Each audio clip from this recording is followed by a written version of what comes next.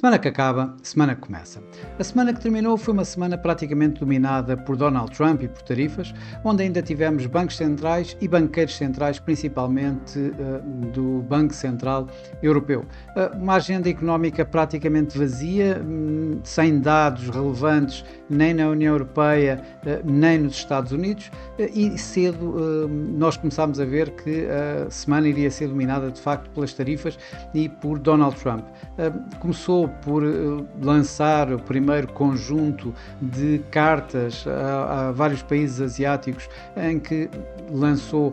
tarifas entre os 20% e os 35%. Depois,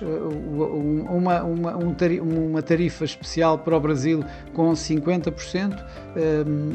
citando, entre outras razões, o tratamento injusto, segundo Donald Trump, a Jair Bolsonaro, e ainda mais tarde o Canadá com os tais 35%. E, no fim de semana, como vimos, a União Europeia e o México com 30%. Além disso, ainda colocou mais uma tarifa de 50% sobre o cobre. Mas não foi só sobre as tarifas, que já era o suficiente para dar aqui algum impacto nos mercados, não foi só nas tarifas que Donald Trump se focou-se também, como tem sido hábito nos últimos tempos, sobre a Reserva Federal, em especial sobre Jerome Powell, dizendo que ele está a fazer um péssimo trabalho, que já deveria ter baixo as taxas pelo menos em 3 pontos percentuais, portanto, a continuar, digamos, de alguma forma a pressionar o Banco Central norte-americano para baixar taxas a seu belo prazer. Por cá, pela Europa, tivemos um conjunto alargado de discursos de variadíssimos membros do Conselho Executivo do Banco Central Europeu, desde alguns bem mais hawkish dizerem que provavelmente não precisamos de que o Banco Central Europeu não precisa de cortar mais taxas de juros, como é o caso de Isabel Schnabel ou de Holzmann. Outros foram um pouco menos agressivos, o caso de Philipp Lane ou ainda de Joachim Nagel do Bundesbank, e por outro lado os dovos do costume, como por exemplo Villeroy de França ou Panetta de Itália. Há, digamos aqui, alguma divergência de opiniões dentro do Banco Central Europeu, tudo isto antes dos tais 30% de tarifas anunciados agora este fim de semana já sobre a União Europeia. Por outro lado, tivemos mais bancos centrais. Tivemos o Banco Central Australiano, o RBA, que surpreendeu os mercados, que estavam à espera de um corte de taxas de juros de 3,85 para 3,60 e ele manteve a sua taxa nos 3,60. O Banco Central neozelandês manteve as taxas em 3,25, tal como esperado, e o Banco da Coreia também as manteve em 2,5%. O mercado acionista, apesar de todo o ruído em torno das tarifas, acabou por ficar relativamente com uma volatilidade relativamente baixa. Apesar de tudo isto, com curiosidade, as bolsas europeias, os principais índices europeus acabaram a semana a ganhar, todos eles, de uma forma geral. Temos aqui assim o Eurostoxx, o Eurostoxx 50, como vemos, a ganhar 1,8%. Na Ásia tivemos entre ganhos e perdas, vimos aqui o Nikkei a perder à volta dos 0,6% e, por outro lado, a ganhar estiveram os índices chineses e o sul-coreano, que liderou os ganhos, com ganhos perto de 4%. Já nos Estados Unidos, os principais índices do Wall Street, todos eles terminaram em terreno negativo, aqui com o SP500 a mostrar uma queda de 0,3% durante esta semana. Por cá, por Portugal, o PSI desalinhou um pouco com os seus pares na Europa, perdeu aqui à volta de 0,6%, com pressões de Jerónimo Martins, que esta semana registrou uma perda de 3%, foi o que mais perdeu em Lisboa, no PSI, e os CTT a ganharem aqui quase 6%. No mercado cambial, de referir, digamos aqui, a alguma recuperação do dólar em torno dos ruídos sobre as tarifas.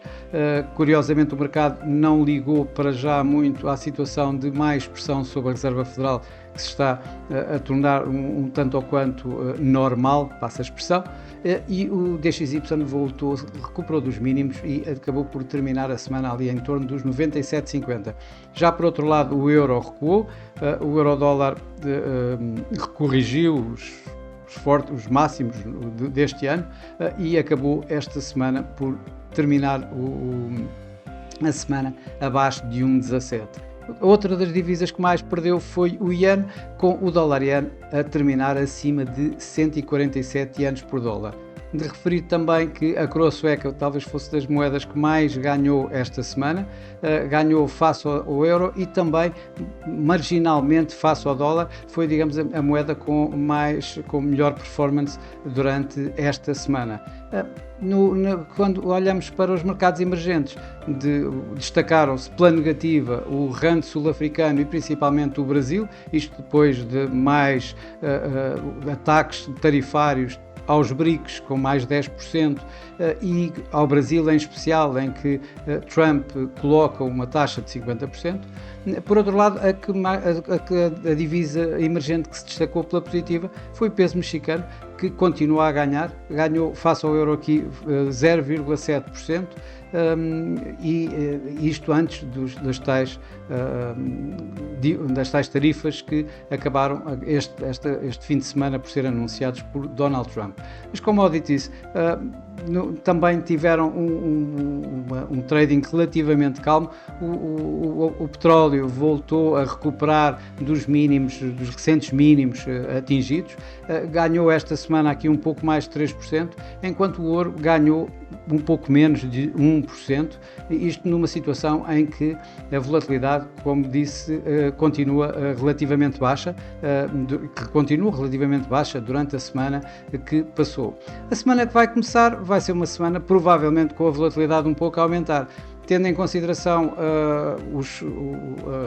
o anúncio das tarifas feito por Donald Trump no fim de semana, principalmente sobre a União Europeia, de 30%, as reações que já houve, portanto poderemos ter aqui assim alguma volatilidade adicional, isto numa semana em que vamos ter também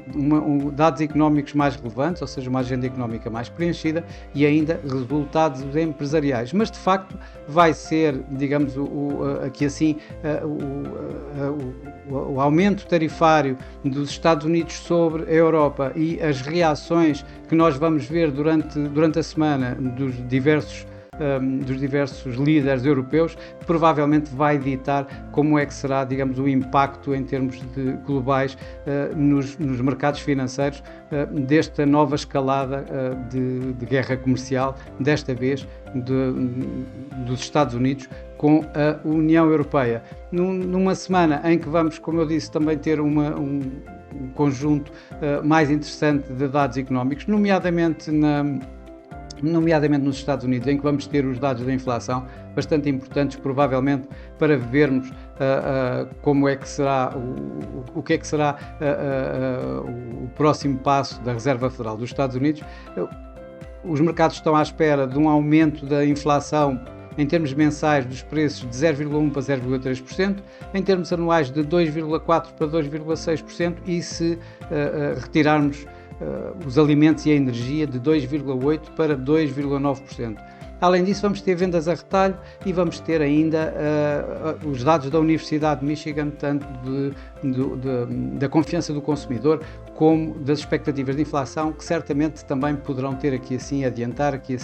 algum impacto no geral. Por outro lado, na China vamos ter os dados da balança comercial e ainda o PIB, que o mercado está à espera que desça um pouco dos 5,4% para 5,2%. Vamos ter desta vez, mais do que no Banco Central Europeu, da Reserva Federal dos Estados Unidos,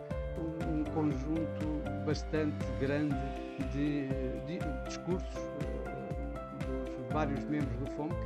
com especial atenção, como sempre, ao influentíssimo Christopher Waller, que irá falar mais para o final da semana, e que é um dos tais que está apontado como um dos favoritos para eventualmente substituir Jerome Powell, isto numa altura em que continua o FED sobre a tal pressão da Casa Branca. Por fim, vamos ter então o início da nova época de resultados empresariais, principalmente da banca, e vamos ter todos os grandes bancos a anunciar os seus resultados: JP Morgan, Bank of America, Citigroup, Goldman Sachs, toda uma série deles, que vamos ver como é que os mercados vão receber esses mesmos resultados. Ainda vamos ter empresas muito ligadas à inteligência artificial, como a ASML ou TSMC, e ainda os resultados de uma Netflix ou de uma Pepsi. Tudo isto poderá adiantar ainda mais alguma volatilidade àquilo que já poderá ser uma semana mais volátil. Bom, e por esta semana é tudo. Desejo a todos uma boa semana, bons negócios, e eu por mim cá estarei para a semana com mais um Semana que Acaba, Semana que Começa. Até lá!